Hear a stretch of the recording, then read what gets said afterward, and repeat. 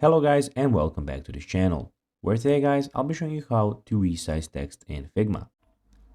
Now guys, the first thing that you need to do is of course go to figma.com and you'll be greeted by a screen looking similar to this one.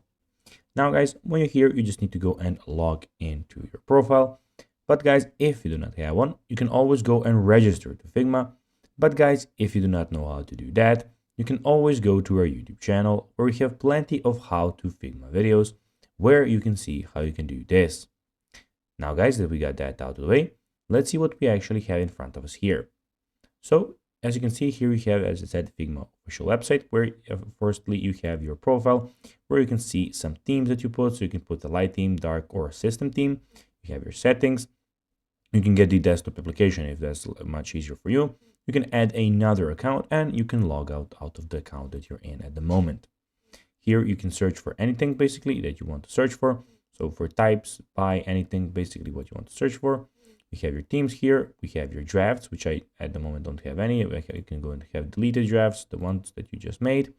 You can view plans here. If you at the moment I have a free plan, but if you want to get another plan, you can go there. And you also have your favorite files.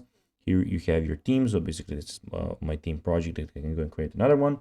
And in the top right corner, we have the design file where you can design. We have the import and the plus Figma Jam board. Now guys, let's see how you can actually go and resize a text in Figma. Well, first of all, you need to have a text like this, like I have here this one. Select it, then on the right sidebar, you have everything about your text. You can go and make it larger or smaller. So basically you can resize it here, as you can see, or make it smaller if you want.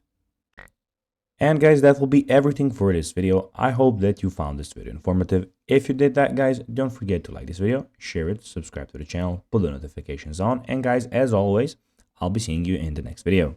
Bye, guys.